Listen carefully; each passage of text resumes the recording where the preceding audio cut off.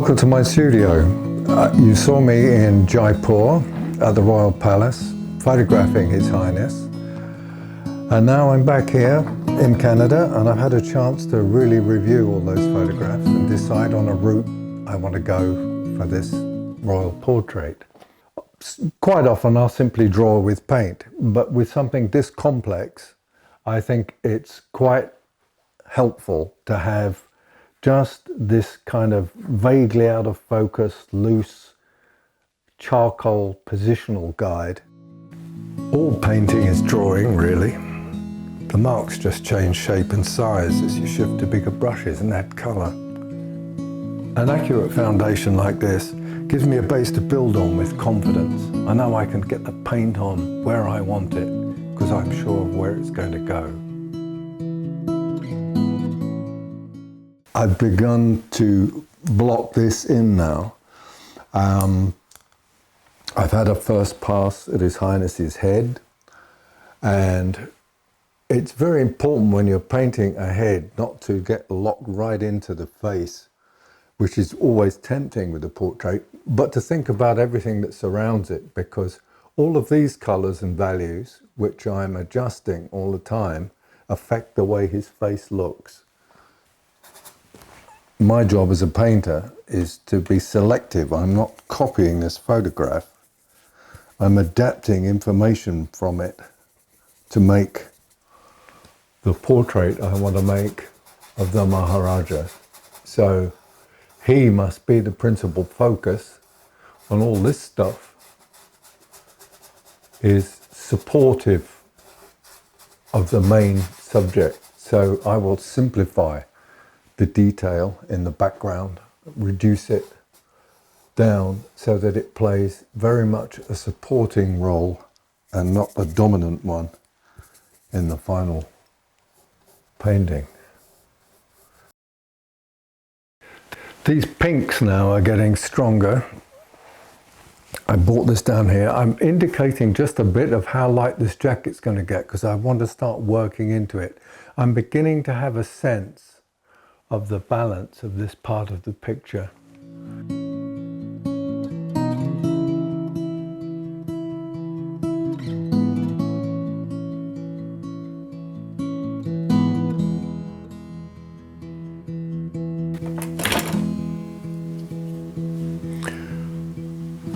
Well, having said right at the outset of this that one shouldn't get too locked into the head when there's a whole picture to paint, I have, of course, got quite locked into this head. So now I'm going to look at some of these other areas which are still unpainted and still this green that I toned the canvas in the first place, and try and bring those to life to see how it affects everything in here before I go too much further with this.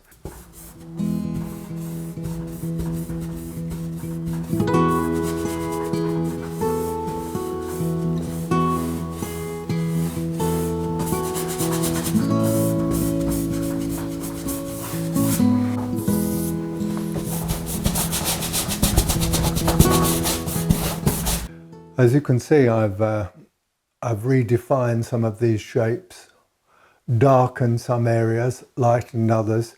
I've begun to indicate where this pillar is going to be and to paint the throne back over the top of it, which will be easier as it begins to dry.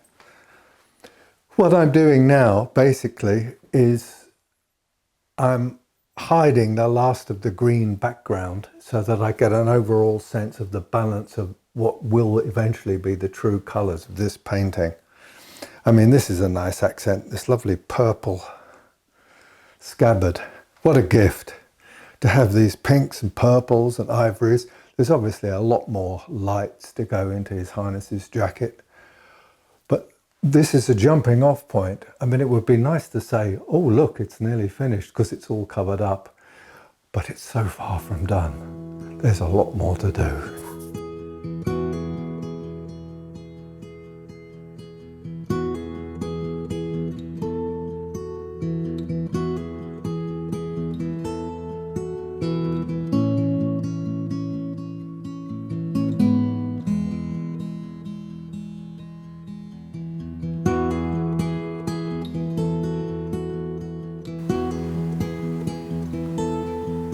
I'm several hours into trying to find little flashes of light and dark that will suggest the immense richness of the carving in this throne without having to paint every single tiny piece of it in microscopic detail, which I think ultimately would detract from the subject.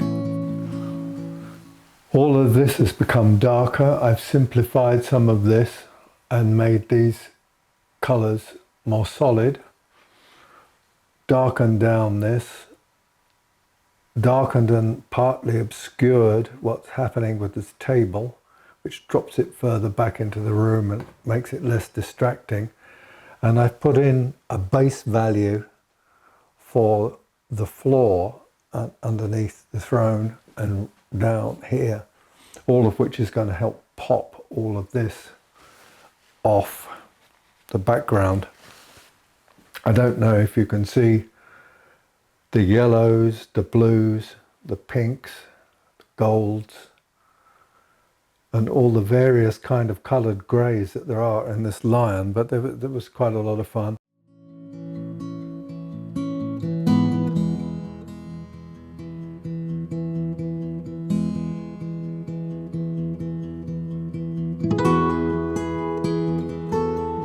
Details like this are so much fun, creating the illusion of jewels and precious metals with just little flicks and dabs of paint. It feels like pure magic.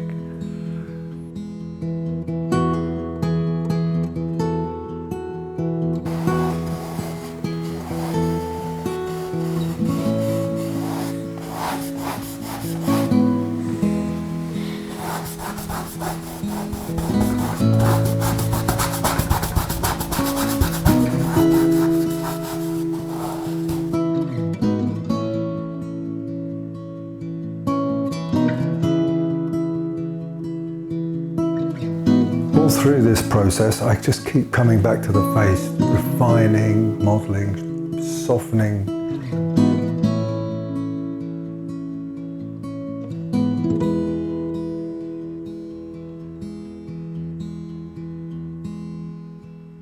The decor in this room is wonderful, but it could overwhelm the whole image.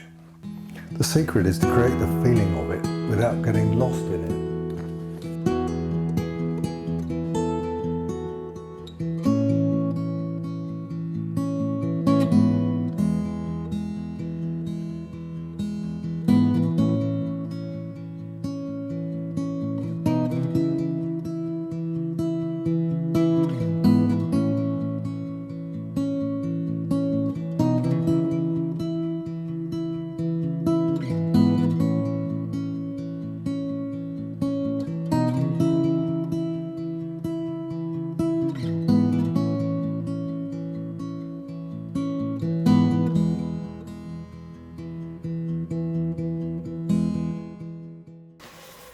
Having lived with this now for all this time and worked at it and worked at it and worked at it to the point where it starts to feel finished, it's now time to turn it away, put it against the wall where I can't see it for a month, begin some other projects, get my head out of this completely, so that I can then come back to it with fresh eyes in a month's time.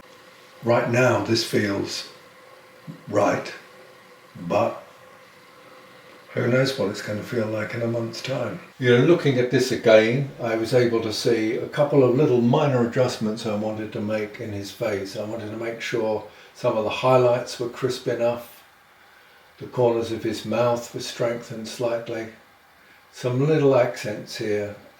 Things that are going to really pop when this is varnished. I need to change the perspective of the top of this panel to match the perspective up here.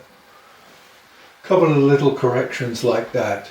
It really, I was pleased to come back to it after weeks away and find that there was less to do than I had thought perhaps there might be.